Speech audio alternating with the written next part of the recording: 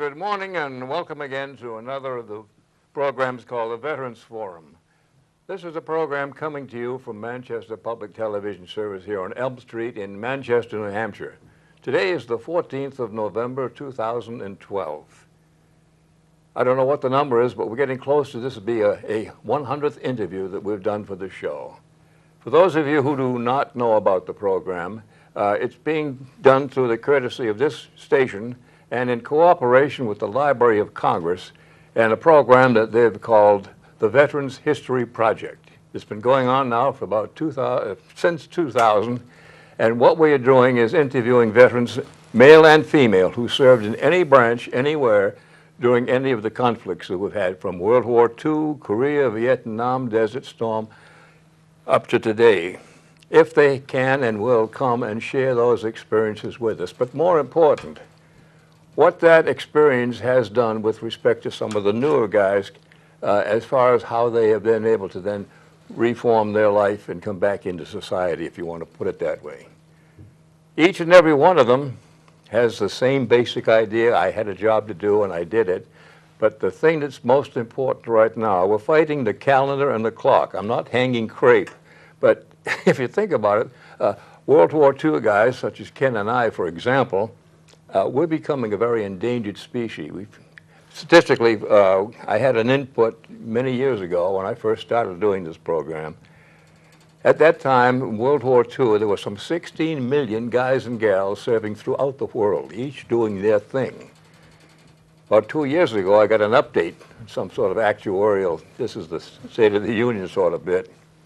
At that time, they estimated there were maybe 2.5 to 3 million guys and gals left. The big part, though, they estimate that we are dying at the rate of anywhere from 12 to 1,500 a day. It ain't going to be long before we aren't around to talk to anybody about anything. So that basically is it. I'm not trying to scare people. But the thing that I'm finding out as we do get older, and some of the fellows are coming through now, for a long time, a lot of people didn't want to talk about it. But once they found out that they answered that question, everybody, hey, what did you do in the war? When you decided which war they were talking about, then you tried to explain your experiences and share it with them. It's amazing, many times after the show, particularly when they cut the mics, as they say here, the guy and one of the few gals would say, phew, I guess I'm glad I did that because I got that off my mind. I've been carrying that baggage for a long time. I didn't want to talk about it. I wasn't a hero. The thing is, you don't have to be a hero. The bottom line simply is this. You had a job to do, and you did it. But if you don't tell your story, nobody else will. And that piece of the puzzle, if you will be lost. There'll be a gape. And we'll never know what really happened. When you read the papers today, he or she was a veteran of the Blunt War. It says nothing. It says how it impacted them in their life and what it did for them and their families and their friends ever since. Today is another good example. I'll start by asking Ken to introduce himself formally. We'll take the show from there, and we hope that it'll give you people an idea what we're trying to do, but more important, how we can help you spread the word to everybody. My friend, if you will, identify yourself, spell your last name, please. Tell us where you now live and your branch of service and service dates. Okay. I'm Kenneth Brooks. That's Kennethw, Brooks, capital B-R-O-O-K-S. Family was out of Albany way back, but I was born and grew up in Western Massachusetts. Where do you now live? I'm now in Merrimack, and I served in the U.S. Navy construction battalions, happily called the Seabees. Good show. Right. So I'm ready to tell you my story if you're ready. I would like to, but before, yep. I just want to go, you folks. This is what young Ken was many years ago. 1934 is on the number on the corner of the print here. But this was the little fella down here who did that service. Things have changed a bit, but it's still with him, and that's what he looked like then. You'll see what he looks like now. Okay? You're on, my buddy. They call that over the hill. Yeah, it's a steep hill. I think it's faster going down. Right. Well, this is an attempt to tell the story of my life. I hope it's in some kind of chronological order. My life history began in Holyoke, Massachusetts, as I told you. Oh, slow down. You're talking to people. You're not okay, you're not a newscaster. Okay, I learned that just last night that I was born at the Holyoke Hospital rushed there by my mother, who barely made it, at 5 o'clock in the afternoon on an icy day. My father couldn't make it early on because of the storm, and he caught the devil the rest of his life because his son was born without his dad being there. I grew up in that town. I went through the public schools, graduated from Holyoke High School in 1941. Anything special, like sports activities or outstanding scholar, or just kid made it? I was the president of my junior high school class, ninth grade. I was active in sports. I did soccer and softball, tennis, sometimes on school teams, sometimes in pickup teams. Okay. I was a YMCA member and was actively involved in their basketball program, played on a church basketball team, and I guess that started me on my being related to our church throughout my life. But having left the high school, I was not able to get into the schools of my choice, so I went to prep school for a year in what was then Munson Academy in Munson, Massachusetts. It is now part of Wilbraham Munson Academy. They're combined. And I got out of there in 1942 and went to Kenyon College in Ohio. I went with two of my classmates. A fourth fellow never showed up. What was your major in school? I was going to be a pre-med. I Okay. thought that was the way to go at that time. Everything changed later, but Oh. I wanted to be a pre-med. They had a great biology department, and they turned out good doctors. Joined a fraternity, was active on, again, the school paper, intramural sports, basically no varsity team, and went home in June of 1943, and my father gave me my letter of introduction to Franklin Delano Roosevelt. He wanted my body to be in the Army or the Navy. I chose the Navy, and within that I wound up in the construction battalions. Whoa, so how did you get there? What was the prologue? I'm trying to Yeah. build a little Yeah. history. Did you, you said you were drafted, but how did you get there? No, you just went in, but where did you start? How was your boot camp training, that kind Okay. of? So we have an idea. This is your life. We'd Yeah. like to find out. Right. I'm nosy. Right. Well, we were inducted in Springfield, Massachusetts, sent to Davisville, Rhode Island, where we spent a couple of days. Then they shipped us down to Camp Perry. Maybe you were there in your time. Oh, yeah. And we had several weeks down there with some leave. Eventually, they shipped us out to Port Hueneme in California, and we thought that was great. We had the USO on weekends. I had a chance to visit the Grand Canyon. I saw the Redwood Forest. I mean, I thought this From Hueneme? Yeah, oh yeah, we had bus tours that would take us to Wow. oh yeah, I lived You pretty get the full treatment. lived pretty high, and we never thought we were in the war at that point. And sadly, I met a guy named Bill Hall, a minor cowboy star, 6'4", big, robust gentleman, and we hooked up somehow. And he said he had 3 daughters on his ranch. Well, lo and behold, my 2 Texas buddies, all Seabees, and I were set up to go and visit him that weekend and see the ranch and meet the daughters. You're more interested in the ranch, of course. And the horses. But lo and behold, we had received orders that were secret. We were shipped out that weekend, very weekend. It was going to be the ranch weekend. We went to Seattle by train and boarded a ship, and then we headed out for the Aleutian Islands. But we didn't know where we were going. At the time, yeah. Yeah. And that was okay for the day or two starting off, but later we hit a storm. It was pretty drastic. And my memory is the skipper of the boat, which was a Liberty ship, got on the megaphone and said, this ship can list 48 degrees to the left and to the right. We're doing 46 men. So it's time to put on your life jackets and start praying, which we all did, mostly down in the head. That's Navy talk for a bathroom. We had a lot of sick puppies that night. We had another day or two of the storm, and then we landed on Kiska Island, just off the mainland of Alaska. We thought that was our base. No. Lo and behold, they shipped us out to Attu, further right out at the tip. in the chain, beyond, way out, near the Yeah, chap. almost into Russia.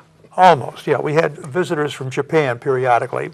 Nothing serious, but we had combat aerial missions from them. They would drop bombs indiscriminately in our harbor, up in the mountains. They didn't seem to want to stay around too long. When the anti-aircraft guns and the fighter planes went up. No, it was not the welcome wagon. No, but we did welcome submarines and ships.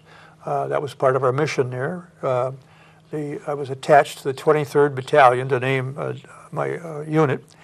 They were a bunch of old-timers, real good old Seabees, as I think of. Now, don't stress old, but are you talking senior citizen age, Yeah, early 50s? and so they were forth? the first Seabees. They were men Oh, from the all over the old-timers. world, Yeah. who had all kinds of experience. And I worked in the transportation office under a Chief Tom Regan. Tom was a real piece of work. He believed that a cup of coffee would solve anyone's problems. And so when the men would come in, bedraggled, wet from the lousy weather, and being out for hours at a time, he would cajole them with, "Have a cup of coffee, lad, and you'll feel better." And they would.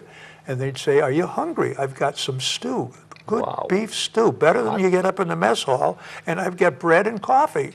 And before you know it, they'd have a little repast. He'd give them dry clothing, dry gloves, and against their better judgment, they would go out again and work on the bulldozers, the drag lines, the steam shovels, and what Whatever he have you. needed done. Pile drive. Oh yeah, he kept them going. You know, the weight of a man's heart through his stomach. He was quite a guy. Now, he's what I call a real CB. He had done construction work in Russia building subway tunnels, and so he was a pro. We worked under a chief warrant officer, Colvert, another old pro who had been around the world, Panama Canal, you name it. He'd done everything in the big construction world. So I felt I was a CB in the real sense of the word. We had real pros working with us. At one point, the 23rd, having spent a year or two on the island, were shipped back to the States, and our little unit was transferred over to the 68th Battalion. Different group But of you men. weren't the only battalion up there then. No. in that area. We were the only battalion on the Okay. island, and we were probably 1,000 strong, but we were one company of maybe 250 men. We were the replacements to guys who were injured, sick, or sent back to the States for whatever reason. We were transferred to the 68th, a different breed of cat. They were all Southerners and Californians, New Mexico, Arizona, a completely different group of men, younger, still very skilled. We had some dynamiters, for instance. We had two I will never forget. One What the hell is that? one was called Popeye. Popeye was a Big gentleman. ship, big arms or something? Oh, he was tiny. He was probably the smallest man in our unit. He made the biggest boom. Well, he couldn't march. He had a left foot that was not integrated with the rest of his body. Oh.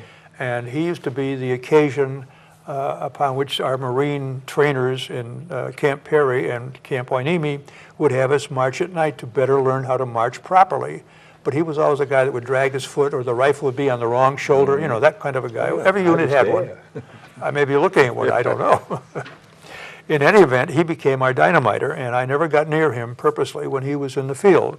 The other chap was an Ernie Moore out of, I believe, Arizona, a big, robust, professional dynamiter who knew his trade, and I didn't worry about being around him out in the tank farm area where we were blasting into the muskeg and the rock to build tanks to hold the oil for our ships and our airplanes. If I can go back, I've made a few notes here. Absolutely. I want to make sure that what you have to say is what you want to say. Yeah, I'm trying to stay on subject here. I had some experiences that didn't help in my private life. As I look back on it, before I got into the Navy, I had worked at a printing mill, which was family owned. I learned everything to do on the lower level.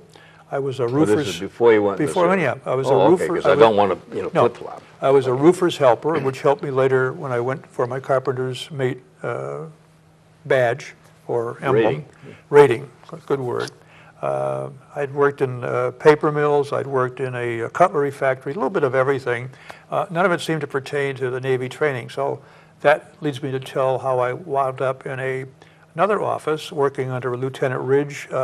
I think I was called a company clerk. I'd had some education, I could spell, I could read, I could type a little bit, and I became the company clerk for about a year. We had several battles, as I say, with the Japanese planes coming over. Any particular one that stands out? Yes, my Lieutenant okay. Ridge. Running down a boardwalk leading from the barracks out to a lavatory, slipped on the slimy banking on either side, and his helmet came down and crunched his nose, and he put in for Purple Heart in combat. The planes were driven away within a matter of minutes. I was in a machine gun unit. It was fairly effective. We never fired very many rounds, and we never really scored a hit, but we had a machine gun assignment separate from my being a company clerk. Now, was that on some kind of a tripod, or was it supposed to get anti-aircraft type machine? Like anti-aircraft. We had a little round, and what would you call it, a little fort with our gun in the middle, and we had about 6 guys in the unit, and we were all trained to load the gun and fire the gun, but the other older men were the ones who fired the gun, and they were not too effective, but we made a lot of noise, so we chased the Jap planes away. We had little contact with the other people. The submariners would come in, and the ship lads would come in on Navy ships. Mostly they would bring in alcoholic beverages, which our men loved to receive. We would pay $25 or $30 a bottle, and we in turn would sell it to the Army boys up in the hill. They had been there for the combat part of the Attu invasion, and they were pretty, shall we say, seasoned. And they didn't like their miserable quarters, and they welcomed the alcohol. And we would trade for money or with their wonderful Army jackets, which were very weatherproof. Yeah. Oh, warm and weatherproof. So we had a good trade going. They sometimes would trade for Aleut. Scrimshaw? Memorabilia. They would dig up in the trenches that had been dug in the combat period of Attu's taking, and they would find maybe necklaces or carved ivory. These weren't graveyards, were they? Yeah, I guess the Aleuts on the island. That's football, but anyway. Well, they were opened up by the shell fire and by the trenching. Okay, they weren't intentionally looked for. No, but they would trade again for our clothing and our alcohol, and we had a good relationship with them. We'd bring them in for meals. They thought our Navy chow was better than their Army chow, and so we had a good working relationship. I do remember we had a lot of visitors to the island. Maybe you can remember the names, I can't, of the 2 men who ran Laugh-In, Rowan and Martin. Rowan and Martin, It just came to me. They showed up, and they were hilarious, entertaining our troops for about a week. We had another gentleman whose last name began with V, 50-ish. He was a bowling champion. We had a bowling alley, of all things, on the island. Or 3 or 4? I assume we had probably 4 alleys in his building, and this chap showed us the skills he had. I mean, he could make balls jump halfway down the wooden alley. He was quite a boy, and he liked to drink, and so we had him for evening conversations, and he was a delight to have. We had singing stars who were not memorable, who would come out from the mainland. Oh, the USO shows. Nice girls who would come out. And then we had another phenomena on the island. We had men who would take a sliver, however small, in their finger up to the hospital, and they would expect a nurse to remove the sliver. Female touch. A little female touch to relieve the tension of living in a barracks with all men. As I recall, we had about 30 men to a barrack, and it was strange. We had Southern boys with heavy accents. We had Yankees. We had New Jersey, New York types. We didn't have any Negroes, as I remember, in our unit, but we had New York City Jewish lads, California construction workers. I mean, quite a medley of people, if you will. But we got along. Yeah. And during salmon season, during salmon runs in the brook that went right past our particular Quonset hut, we would catch the salmon with a 2x4 and a spike in the end. And we would bring it in and we would cook it. Why go to the mess hall if you could have fresh salmon? And we would stink up the Quonset hut, and those who liked fish were thrilled, and of course the others despised us because we smelled up the thing for a couple of days. But with bread, you felt good. But with bread and that salmon, we lived like kings. Another memory of that barrack, we had a little entryway, and when we had the rare summer sun, we would sunbathe, hold your breath, in the Aleutian Islands in that lousy weather. We would have sunbathing periods on that little canopy over the doorway to our Quonset hut. A remarkable switch, if you will. You weren't blue, though, were you? No. I'm trying to think of some of the other things. Because in my transportation office time, we had one phenomena. We got some international, I think there was another name attached to it, series of trucks. And our men did not like those. They International liked Harvester? You got it. They didn't like those. I don't know what the reason was. They liked their old GMs, they liked their Fords, they liked their Chevys. They would have nothing to do with them. So we put them out on the muskeg. And my memory of those beautiful green pieces of equipment slowly settling into the muskeg, the weight taking them down through the inches and inches of whatever the muskeg was, branches and twigs, down into the base. But we would loot them. We would take their batteries and their horns and their brakes, and we just stripped them right down to nothing until it was just a shell. We took the canvas tarps off and used those on our other vehicles. It was kind of a waste of taxpayer money, but it was a fun part. Oh, you're of our recycling. time. Oh, yeah. My other memory, a very strong memory, is a submarine. At the dock we had extended way out into the harbor to accommodate ships and subs at the same time, had a fire. And I remember seeing the flames coming up through the conning tower and men diving back in there because their buddies were still down below. And I was just impressed with the bravery of those gentlemen. And they put the fire out rather quickly. And there were a few burns, but nothing serious. No casualties. No real Yeah, casualties, beautiful. but good teamwork between submariners, Seabees, and dock workers. It was really something to behold. Really a highlight of Good. my time up there. Oh, and the great white bird. I'm sure every The unit, mail plane. the mail plane. Yeah. I'm sure every unit loved those mail planes coming in, and people would drop whatever they're doing, their shovels, or look up from their cab if they were driving a vehicle, and here comes the great white bird. Great white bird. And then, of course, the mail would come in, and even though the bologna had turned rotten in the long delay between shipping from someplace in the States up to the Aleutian Islands, we'd scrape off the crud. And we had friends. All the guys that didn't talk to us throughout the week were our friends because we had cakes and cookies and salami and bologna, you name it. I had one time, I had an uncrushed cake. It Didn't was last summer. long. It didn't. We were scraping the wrapping. But that's another story. Yeah. It's your story. Well, I have other memories of the island. The Willie Waws, that was a name for the storms that were all too frequent. I have one picture in my albums of people working against them, slanted like this at I would say a 45-degree angle. The wind was that terrific on Did it land. hold him right up? Pardon? Did it hold him right up? Yeah, oh yeah, Oh, like a ski jumper. yep. Without the ski poles or the skis, right? And the hill. And it was nasty.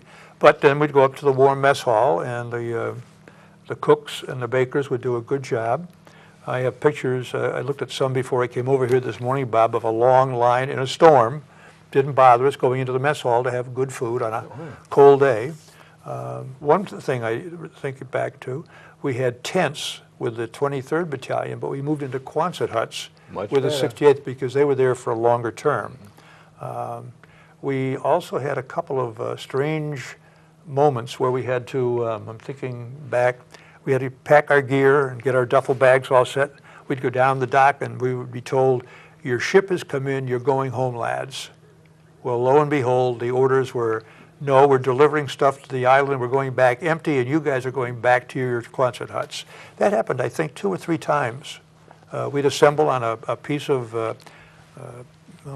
we call it aggregate, the stuff that we hauled out of the harbor and put down on the runways.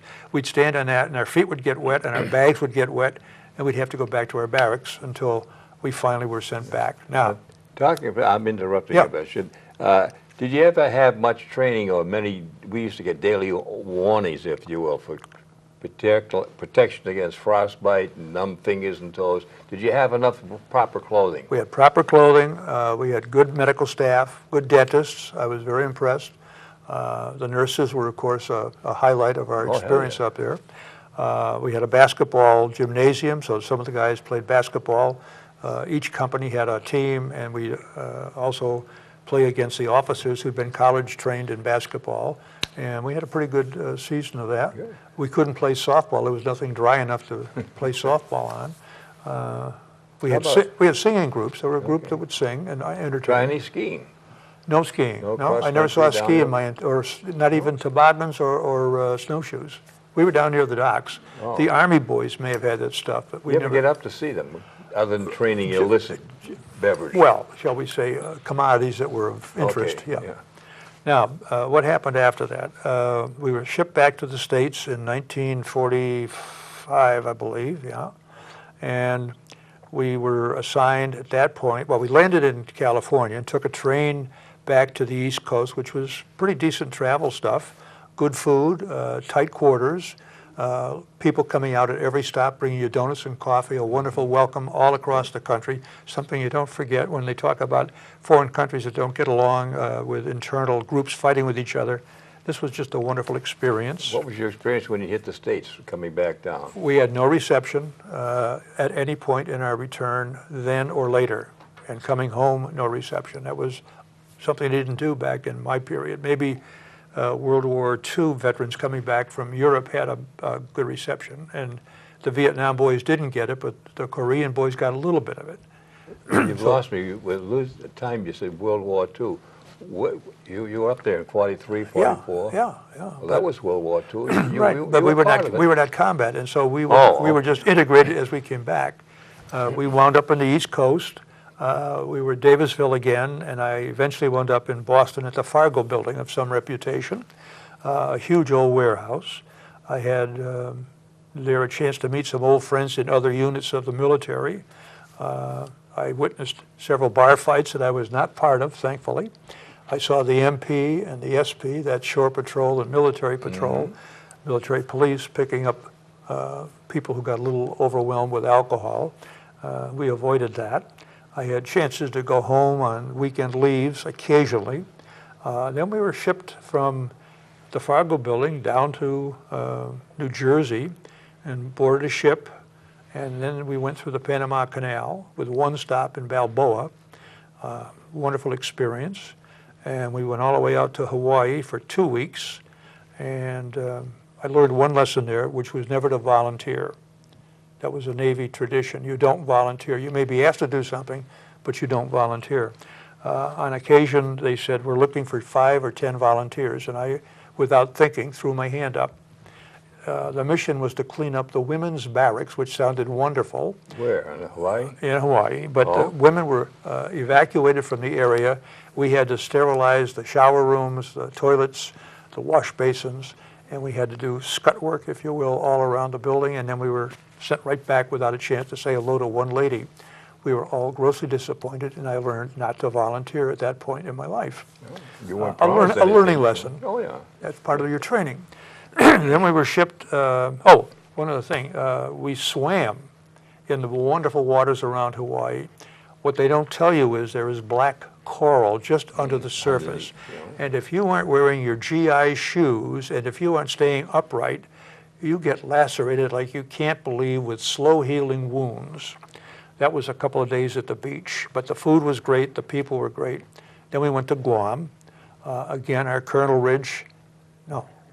Captain Ridge by this time. He'd been a lieutenant when I was his clerk. Captain Ridge decided we should disembark. Four-striper? Yeah, Captain? he moved up. Wow. Well, he was very punctilious and very efficient. He didn't have a sense of humor, but he was a doer. Well, he went by the book. He moved up through the book and got to be a commanding officer. Well, we landed on Guam, and we got off the aircraft carrier into a little LSD or an LSB, whatever they call them, and we got near the shore. I remember about 20, 30 feet offshore, and the operator said, we can't go any closer, we'll be grounded. And our Mr. Ridge said, okay, boys, hold up your duffel bags and your carbines, we're going overboard, we're taking Guam. He was about 5'2", and he went underwater immediately, leading our charge to Guam. Anybody volunteer to get him, or? No, we figured he could make sure by himself. I thought he was a wounded combat veteran, you know. Oh, yeah. So we were there for a couple of weeks. We enjoyed Guam. We had snipers there, as we did up in the Aleutians. Yeah, they're always up in the hills. Yeah. How they lived in the jungle and carried on, I don't know. But occasionally, if you were alone and swimming, or alone taking pictures, or walking to look, you'd get picked off, and we'd have to report so-and-so was lost as he was in service. A couple of weeks there, and peace was declared. The war ended in Europe. Again, we hit California with great fanfare. I tried to visit an uncle who I'd never met and never did meet. The Red Cross and the Navy didn't have it in their heart to let me have some time. I had to go with my unit back to the Fargo building and then back to Davisville for discharge. Again, the train trip was wonderful. The people just opened up their hearts all the way across the country. We didn't lose any men, although I recall men running down the hill to grab the bars that hoist you up into the railroad cars. Mm-hmm. They didn't want to be left behind. We never lost a man that way. But the service taught me to do something in my community. So I think you asked me a long time ago, Bob, how the service shaped my life. Yeah. What I do here in Manchester is work with the Liberty House, which is a homeless veteran shelter for 10 men or women. I work with them. I'm on the board now. We help them find jobs. We help them build a little nest egg and then move back into society after being homeless for whatever the reason. We've seen people with broken marriages, alcohol, some kind of battle fatigue disorder. Some are just plain lazy, and some don't want to work, but we help reshape their lives, and we've had a tremendous success ratio of moving men out within 2 years. That's our limit for their They stay can stay there. for 2 years? Yeah. If they don't pay their rent, or if they're caught smoking or doing drugs or alcohol, they're asked to leave. We're not that kind of a shelter. That's been rewarding. I work with a couple of senior groups in town, and I'm still trying to stay active. I went to a luncheon yesterday, as I told you, that didn't serve lunch, but we had entertainment, trying to mingle with the seniors in the town of Bedford and Merrimack. I've lived in Bedford and Merrimack, moved up here from Connecticut originally, but Massachusetts before that. So it's been a spectacle career, and I like to think the Navy taught me to give back, which is why I work with Liberty House.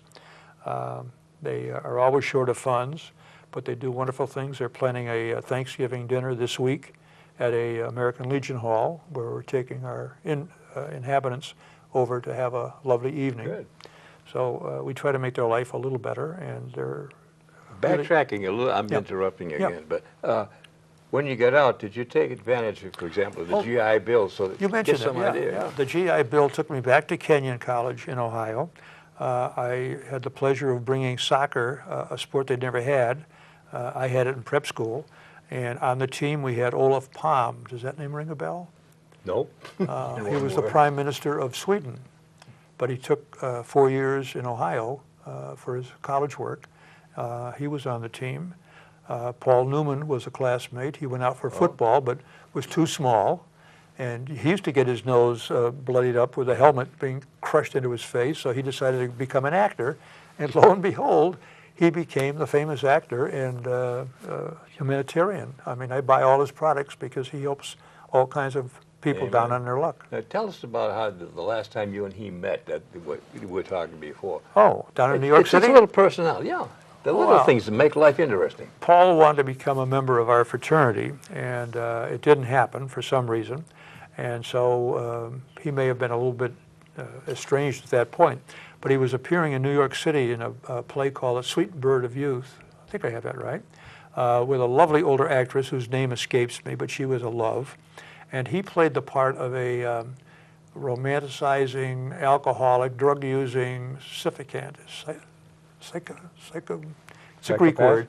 No. He lived off of her earnings, and he Mooch. was a mooch. He was her driver mooch. and entertainment when she was not on stage. Oh. And so I went to the play. It was a very, very fine play, and I was working as an insurance person in New York at the time. I went to the end of the line several times, making myself the last person to meet him. And I walked in and I shook his hand. He was tired by this time, obviously with all the well-wishing. And he looked at me and he said, "Damn, you look familiar. Do I know you?" I said I could have punched him right between the eyes. But he invited me up to his house in Connecticut for an overnight, but I couldn't because I had a class to teach the next day. But it was a nice reunion. I learned later he was in Maine doing a movie called Bottle in the Water, I believe, The Bottle in the Ocean, The Bottle, some kind of a bottle story. And he used to dine at the Shaw's restaurant, and they have pictures all over the wall. And when I inquired, he was in Maine at the same time I was, in the same town, and I didn't know Didn't it. know it, He yeah. kept a low profile, and they all loved him. And I've met people who've talked with him who said he was just a sweet person. Yeah. I used to Good rep. babysit. He had a son by his first marriage, I used to babysit his first son who committed suicide in Hollywood, feeling he could not make the big Hollywood scene. Yeah. And I used to get paid $1.25 an hour to sit for hours while Paul and his Free then access wife. to the refrigerator? Yeah, that was part of it. yeah. Okay. But his father owned a sporting goods company up in Cleveland, so money was no problem. He had a car. We loved guys with cars in those days when gas was being rationed yeah. in 46 to 48. But Paul was a decent sort of chap, and I support him totally in his passing. I saw him in a movie just the other night called Nobody's Fool, and I couldn't put it down. It was so much like him. He slugged a cop, which he had done on campus and then hid. It was Paul Newman all the way through the okay. story. But that's part of my life. Now, you said something about insurance business. I'm trying to find out, after you left the service, you got your degree. Okay. What was your The history of work. history of work, if you will? I'm a gypsy. Oh? When were you married, for example? Somewhere along that line? Well, I met my wife in Rochester, New York at a Young Republicans meeting when Eisenhower and Nixon were running. It didn't really shape me or keep me in the fold. I'd been a president of a Young Republican Club in Holyoke, Mass., and that didn't keep me in the fold. My wife-to-be, I met, she was holding a tray of beer steins in a German beer hall as we celebrated Eisenhower and Nixon, and I just had that spark when I saw her. I dropped the date I had. I was supposed to be with her all night. She was the president of the club, and I aimed for this lady, and she cried in my arms after the meal was over and the beer steins had been picked up. She cried, and nobody loved her, and she wanted to go back to Connecticut, so I learned she was from New England, and that was the spark. And we had a marriage of 54 years. We had 2 children, a daughter who's a speech therapist. I have a son who's a salesman, father of 2 kids. My daughter has an adopted son. So we're a very active family, very family-oriented. Now, back to jobs. I'm checking to see if we have enough time. Oh, yeah, we have time. About 4 or 5 minutes. First job, I think, was selling jewelry, which was not successful. In what manner? A wholesale jeweler or out of a particular office? Selling to young brides-to-be. Looked like a wonderful market because the GIs were coming back and marrying like crazy. It didn't work out. I was living in Boston with a college fraternity brother in what used to be Tom Mix's house. Do you remember Tom Mix, the movie star? I know it. The Western him, star? but I don't know his house. Well, he had a little building in a little side street near the Salt and Stall building off of Tremont Street. It was 4 stories tall, and when Tom Mix would appear at the Boston Garden, he would stay there. But then he moved on with age and everything else, and this house was a rent, and my buddy and I were there for a couple of years. I then worked as I would call it a printing company trainee so I could take over my family business in Worcester, Mass. I was pursued by all the women, I'm bragging, the younger women in the plant. I didn't like the work or the women or the pay. Went home and decided to become an insurance agent. Worked for several companies, became a broker, eventually a trainer, and finally a general agent in Wellesley, Massachusetts for several years. That was a nice thing with trips to Florida and around the country. I think I went to California twice in that role. All business expense? All business expense, everything covered. But some of the promises didn't hold up.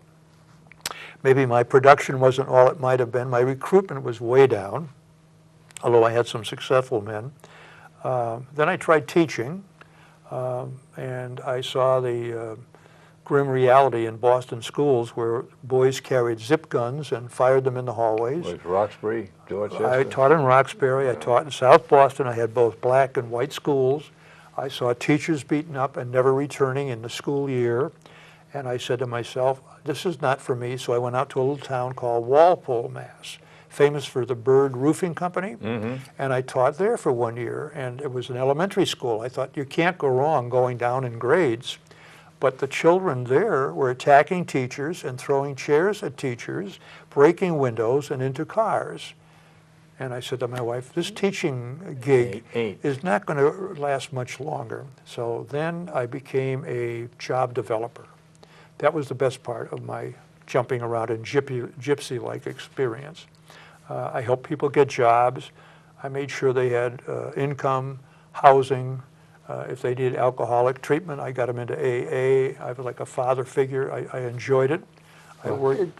How did you get this training to do that? Just an accumulation of all the other things you've done? I like to help Any people. special licensing required or anything No like that? licensing, no. I was a college, I was taking courses at Boston University on how to handle people coming out of jail, how to help people get jobs, leading toward a master's degree, which I never did pursue totally. Had good grades. And then I guess I decided when I saw an opening in my hometown of Needham, Massachusetts, they were looking for a youth job counselor. I thought, again, going down from working with prisoners and alcoholics and ne'er-do-wells, maybe I'll have success with youth. So for a couple of years, I had a very good experience in my hometown of Needham, Massachusetts. Very rewarding. I got a lot of awards and a lot of recognition. Brings to mind, when I was along the way, you said, what did the military have me do? Yeah. I became, at one point, I'll get back to Needham later and what happened later, I somehow got hooked up with Westover Air Force Base, and like yourself, I think you said you were Air Force at one point. I got into the Air Force as an airman first class, and through that learned about an opening in the post-exchange system in North Africa, applied for the job. Nobody else wanted it, I learned later. And I wound up in Tripoli, North Africa for 2 years, being a store manager, civilian type store manager on an Air Force base. At the end of that, I did a tour through Europe, which was very memorable. Met family, relatives of my grandfather. Was that just a vacation, or was this No, return home. Italy, Okay, all right. Switzerland, where my grandfather came from. A little bit of time in Germany with my old roommate from Boston and some PX friends I'd met. And then through Holland and France back to the States. Rough duty. Very nice. Oh, and I traveled with a young girl who I fell in love with, whose father was a Nazi criminal high up in the Hitler hierarchy. But when we got to New York, she fled for whatever reason. I never saw her again. The story of my life, in fact, I haven't talked about my encounters with the fair sex. I've had so many encounters that never led anywhere except with my darling wife. That was a long-term agreement. That's the one that counts, buddy. Long-term. And this is being recorded, so be careful. I do, and you're stuck for life, yeah. Oh, yeah. But now back to Needham. When my wife's mother was about to go in a nursing home, we said, again, being the caregiver type, I said, we'll go down to Connecticut to her big house and we'll take care of her. And we lived with her for 3 or 4 years, and I became active in a land trust down there, taking care of land preservation, church activities. I think I was involved in river cleanups, as I remember. I did that in Needham, too. Scrounge the banks. Yeah, picking up the debris that other people leave behind. America's guilty of Oh, being yeah. very nasty about their waterways. USS Slobs. So grandmother died. We moved up to New Hampshire to be near our kids. We'd sold our house in Needham earlier, and we sold her. We moved from apartments, and we tried a retirement home. Well, you know about retirement homes, Bob. We won't go into that. I left there unhappily, and I've been either renting or living with my daughter ever since, and being active with the Liberty House. That's my main activity right now. The bottom line, Yeah. you've had obviously a very heterogeneous experiences. Do you have any words of wisdom or advice with respect to the impact that it's had on you as to sharing with some of the people out there who may or may not be on the cusp of what you fit to do? Well, I'd like to With respect have how you can first of all, I'd like to have other veterans come in and do what we're doing this morning, to give you the grassroots stories of their lives. I think America needs that, and you're a big help in that. That's one thing I want. I want peace. I didn't go through all my notes, but the last thing, and I'll turn to it, the last thing I wrote down for you to listen to was, with all these military efforts that I have made, I have been rewarded, I think, and I've had life-enriching experiences. But at heart, I want peace in this world. So if there's anything I can do to promote peace in the world, however that can be done, I would be anxious to enroll again, enlist again, if that would help, because I'm very upset about our activities in the Middle East, where nothing seems to get resolved. Putting the shoe on the other foot, if you will, there's a hymn some places that let there be peace on the world, let it begin with me. You could be the institutor. Well, I'm I'm taking, not loading you down, but No, it's no. an opportunity. Who knows? I'm trying to heal the divisions in my own family. No? I think my son is coming around, which is a blessing. We had lunch last week. He was on the phone with me for a long time yesterday. I mean, Well, this is a new occurrence then. yeah. But since my wife, who died a year ago, has been interred, he played the bagpipes for the service, both going to the burial of the urn and later as we all walked to our cars. He's really come around, and I'm seeing peace in the family, and I want to see it in the world. Good. That's the word. Yep. I appreciate your setting this up, Bob, and I hope we can encourage other veterans to come in and do the same thing with you. 2 words, my friend. Thanks for your service and thanks for your interview. Be well. Amen. That's a wrap, folks. Again, it's one man's story of what he did, and I know there are thousands out there who have the same sort of information that they could and should share with us. It's something that, believe it or not, when you've done it, as I've said many times, you just feel good because you got rid of some baggage. But more important, you filled in a question that the kids and grandkids have asked for years. You know, what did you do with the war? Now, a lot of them have no idea what war really is, and hopefully someday there may be a problem identifying who is a veteran because we will have had no wars. I'm dreaming, I know. But anyway, the name is Bob Stevens. We're here at the studio.